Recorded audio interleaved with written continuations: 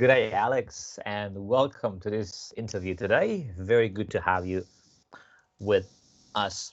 So, like we said last week, today we're going to talk about the ancient texts that you've been reading. And as the main topic of our weekly discussions is culture, we want to see how these texts that you've been reading are actually compatible with the culture these days. First of all, before we get started about talking about a topic, tell us what you've been reading. Okay, excellent. So this is now my life's work at ethosananda.com. I named my brand actually after my two favorite ancient texts. One is the Nicomachean Ethics by Aristotle, and the other is the Bhagavad Gita, as it is, by Srila Prabhupada. So one is Western, one is Eastern, but they're both ancient for sure. What are you talking about? What are you talking about? The Eastern and the what are they? Well, Bhagavad Gita literally translates to the Song of God. So it's basically just a conversation between God, in this case Krishna, with one of his best friends and devotees, Arjuna, and they're just talking for 2.5 hours. And but what are they talking about? They're talking about karma, reincarnation, what the soul is, what the body is, what action is. So they cover so many topics. I mean, ethics, but it's mostly a spiritual guide for a soul in a human body to return to Godhead, to come back home to heaven, to Godhead, whatever you want to call it. How about the Western version? Well, it's not the Western version. It's an entirely different text. Okay. So the ethics from Aristotle, well, it's not really spiritual at all. So the only time you hear theological words in this text, it's really just a dozen times in the whole text. He'll say evil and the soul and the gods just like a few times, just as a reference point. But the ethics is just about ethics, which to Aristotle means fulfilling our function as human beings. So by being as excellent as possible, we are also as happy as possible. And the whole point of ethics is to improve our character, our ethos, and in that sense, we become more ethical and we also become more happy. So it's not really, ethics to Aristotle is not about rules or laws. It's primarily about growth. It's about becoming better as people. Yeah, and what's the main theme? What's the main lesson that Bhagavad Gita wants to teach us? Beautiful question. Well, in chapter 9 out of 18, in the exact center of Bhagavad Gita is a section called Raja Vidya, or the king of knowledge, or the king of all secret knowledges. And it's very simple.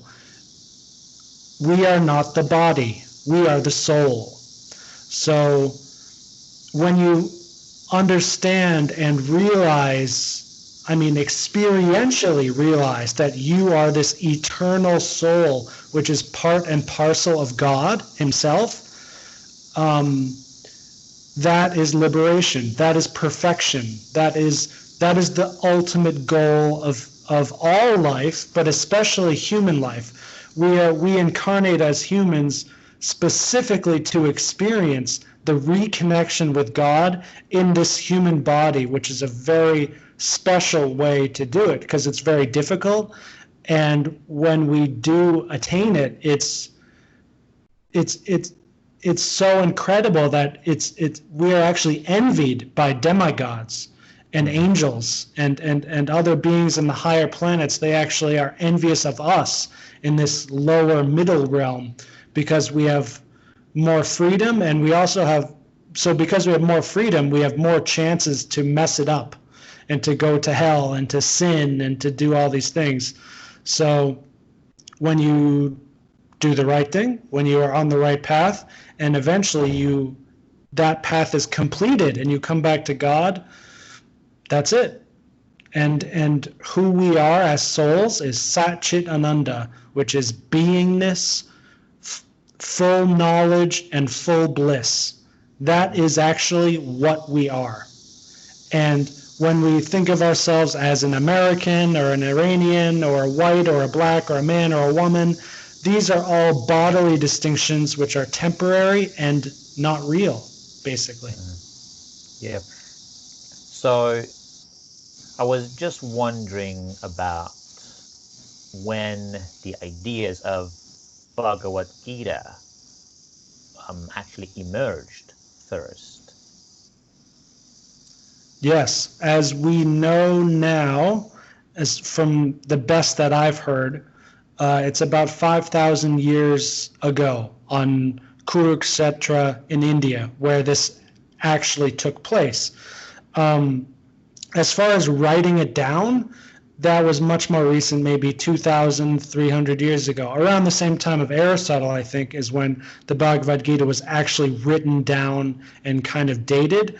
But that doesn't mean that's when it happened, because Indian culture has always been an oral tradition, and they very rarely write things down in a very kind of, I don't want to say serious, but it's just an oral tradition. And yeah, Aristotle was around 350, 400 BC. Yeah. Do you think, given the situation among the generations, the ideologies, the scholarship, the school of thoughts that the young generation currently is holding, so how acceptable these texts are for the current generation? Yes. Well, there are two very different texts, but I'm doing a lot of work with Ethos now because I do think it's very compatible with modern Western culture, because modern Western culture comes from ancient Western culture, which is Aristotle and Christianity. That's basically where the entirety of Western culture comes from. Ancient Greek philosophy and Christianity.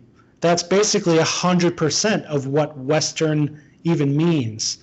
So I guess with Aristotle and with Ethos, as I call it, it may be more difficult to get into at first, but once you get it, it's just so obvious. You can't unsee it, and it's so practical, and so it's so effective. I've been living my life according to Ethos or the ethics since I was 16 years old, and I only have happiness and contentment and excellence in my life because it's just by definition of following the path of excellence. You eventually actually attain excellence. It's just a matter of time. Can you give us an example? So Aristotle splits up a excellent human being into a few aspects. There's our virtue of character, our virtue of thought, our friendships. Those are the three big ones. So the virtues of character is what I personally focus on most, although you could argue that friendship is even more important. But so after reading about these different virtues, it became very obvious which ones I was good at and which ones I was bad at.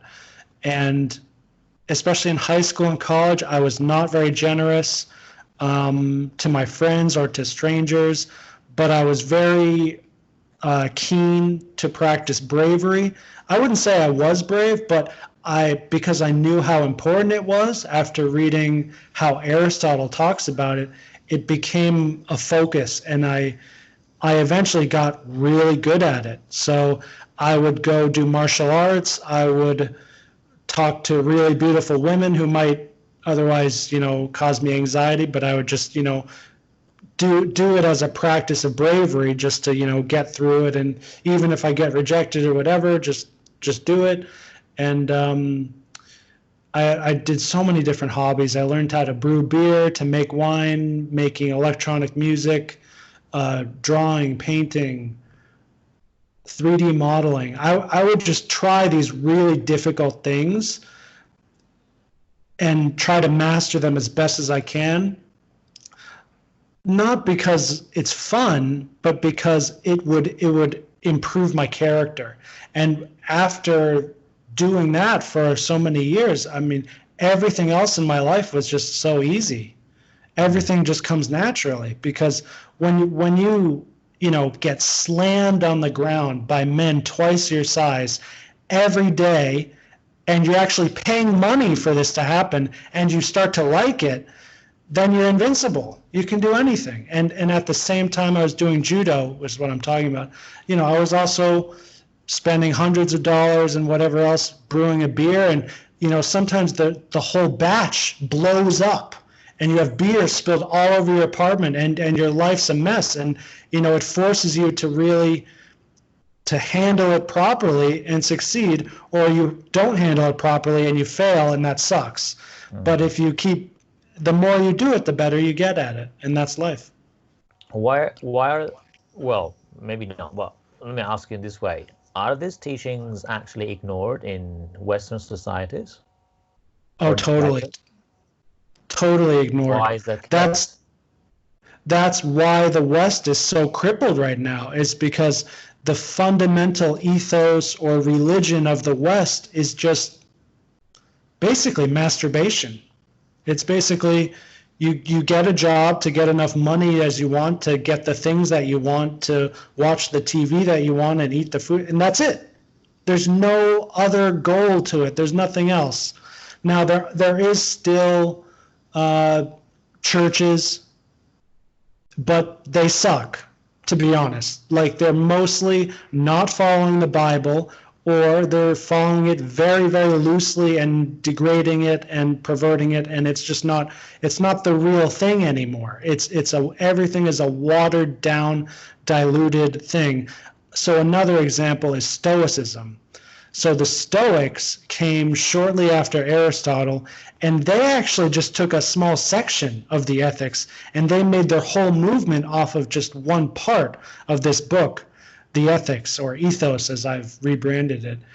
And Stoicism is having a major comeback in the West, and people are using it as a kind of meditation and self-improvement kind of thing, but there's still no overarching meaning behind it. It's just a means to an end. You practice Stoicism so you have less suffering and more happiness, and you feel good. That's it. You just feel better, or you have a better job or better family, and it's just better because it feels good. And there's emptiness there. There's a very severe emptiness there, which was not the case 500 years ago, 1,000 years ago, 2,000 years ago. So how about the acceptability of these teachings in Asian cultures that you have been living in Thailand or China? I missed the first word. How about the what of these? Acceptability of these teachings in Asian cultures, in Asian countries that you have been living with. Where are they? Are they among people? So I noticed in the East, in Asia, all my experience comes from Southeast Asia and East Asia, and I was in India for 2 months.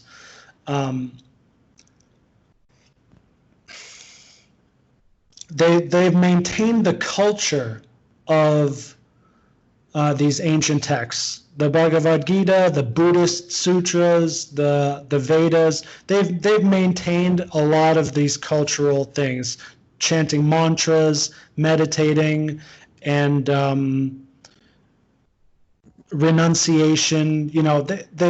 There's still an aura around here, especially in Thailand. You can go to any town in Thailand and there's always going to be a temple with a big Buddha statue, and they're still doing it. It's just the quality of what they're doing has been degrading. And this seems to be a global problem, but at least it's that overarching thing that I'm talking about, which is missing in the West. I think they still have it in the East. They know who they are. They have a deep meaning in their lives. It's just that the efficacy has been declining across the board. In some places like Japan, really quickly. Yeah, you mentioned that there is something missing in the Western culture. Something is missing.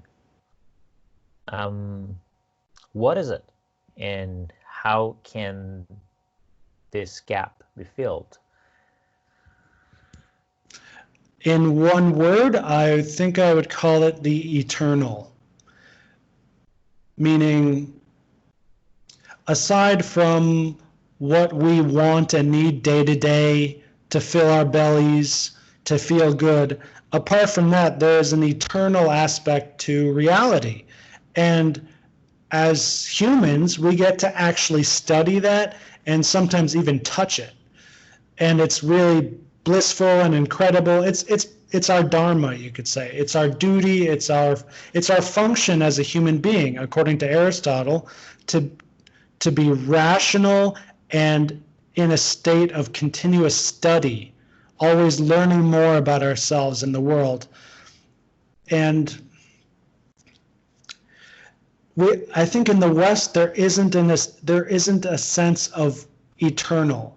There's only temporary things, and the only difference between me and you might be I have this job, I have these hobbies, you have that job, you have those hobbies, but we're in the same kind of temporary sense gratifying world of just feelings. Yeah. And that's, technically speaking, bestial. That's how animals live. And it's our job as humans to be rational and aware, self-aware. We've lost a lot of self-awareness. We might be aware of things outside of us, but a true introspective self-awareness that governs our life is, where is it? It seems pretty rare these days in the West. It's almost lost. Where can we find it? Yeah. Bhagavad Gita. Only 700 verses. It's a completely exhaustive text. And it's a very small text, which is why I love it so much, because you can read the whole thing in one afternoon, but it's not the Bhagavad Gita is actually just a chapter in a much bigger book, which is a collection of even bigger books, which we call the Vedas. The Bhagavad Gita is a tiny, tiny little section, but it does have the summary of everything.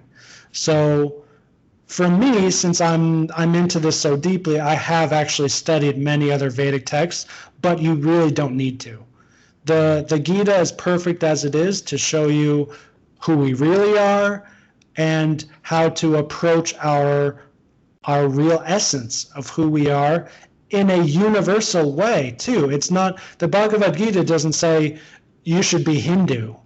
It applies to everyone from all shapes and sizes and all religions. It's at the very end, Lord Krishna simply says, surrender to me, and all will be forgiven, all will be given to you. And this is the same learning, the same lesson Jesus Christ gives us, and Muhammad of Islam. It's the same thing. But Bhagavad Gita provides us a science for it, I think. Because that's what Islam says as well. It says you don't have to be a Muslim, just surrender. And that's what the word Islam means. When exactly. Root where the word comes from, it means if you're a real good person, if you want to be a really good person, you should surrender. That's where the word comes from. I'm glad you brought that up, Fahim, because that's another thing that's really missing in the West is surrender. People are so puffed up and proud of their own everything that they're so unwilling to surrender to anything, to anyone else, to surrender to a higher teaching like these books I'm talking about, or literally anything, unless it's a policeman who says you need to pay a fine, or someone else who's forcing you to do something. Especially in America, I mean, there's very, very little humility, and humility is not just, it's not an aesthetic part of who we are. It's an essential aspect of being an excellent person, and you have to be excellent to some degree to be happy. And of course, in the East, they have the opposite problem where they're too humble. And I've seen this all the time in my classroom where you ask them a simple question and they just shake in total fear. Oh, I can't do So you think that Bhagavad Gita gives us the remedy not to shake and fear? Is that what you're trying to say? Bhagavad Gita is a transcendental text. It transcends everything else I've studied. And it does it in 700 verses, which is truly spectacular. I would say that's very comprehensive. It's totally comprehensive, but it's comprehensive in a transcendental way. So if you're looking to be really good at mundane things, how to take out the trash, how to learn how to be a computer programmer or something, you don't really go to the Bhagavad Gita for that.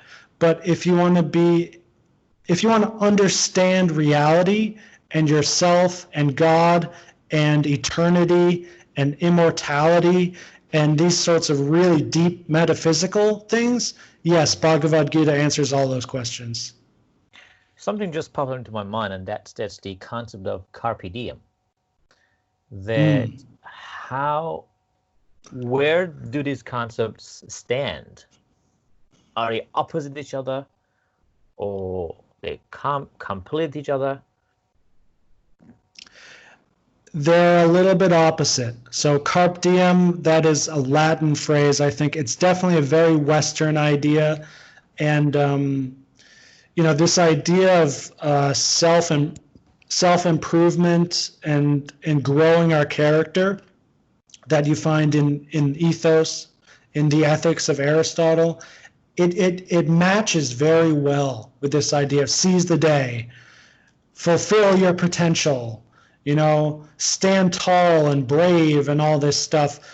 But in the East, and especially from the perspective of Bhagavad Gita, where we know we are totally eternal, and these 100 or so years that we have on this planet is nothing. So the more you accept that, the more you actually lose taste for anything in the material world. You just become more and more detached to so many things, unless of course there's a spiritual aspect to it. So when I'm teaching, you could say that's material and spiritual at the same time. I'm doing it as a service to help humanity, to help my students, to help myself, and I'm doing it as an offering to God also.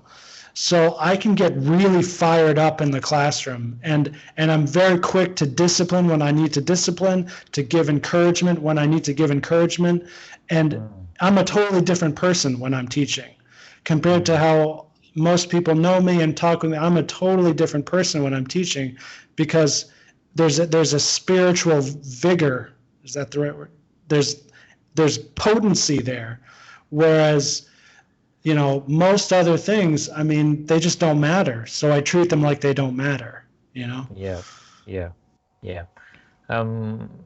You call carpe diem as a Western concept. I would call it an Eastern concept coming from the Persian poetry of Rumi, who talks about carpe diem many times in many of his poems. We can discuss this later for sure. But yeah, great. Yeah, is there anything that you want to add? Well, just real quick before we finish, because I'm not sure, Persia is near the center of the world. I'm not actually sure if it's Eastern or Western. Oh, okay. So, Yeah. So that's correct. You're right.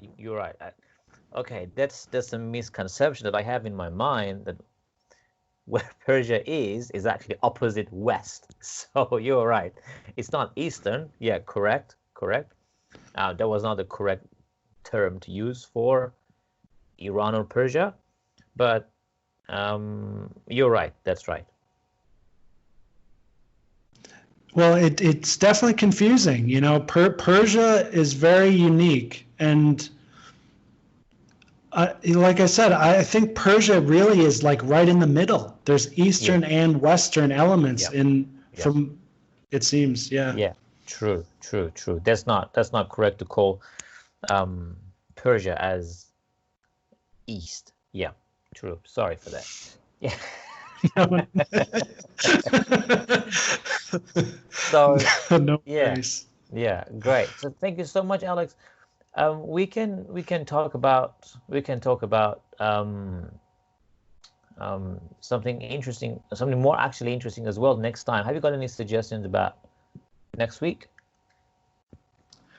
Well, I think we should definitely go for something more current with what people are talking about. Maybe I hate politics, but it could be current. Yeah, but we could just talk about current events. Like how different cultures respond to trauma, because that's what's happening in 2020. We have COVID-19, and there's a big, racism thing happening in the West, at least. So yeah, we could talk about how cultures respond to trauma. I think that's a good one. There you go. So that's fantastic. Thank you so much, Alex. We have set the topic for next week. I will see you next time talking about how different cultures respond to trauma. Sounds great, Fahim. See you later. Take care. See you later. Take care.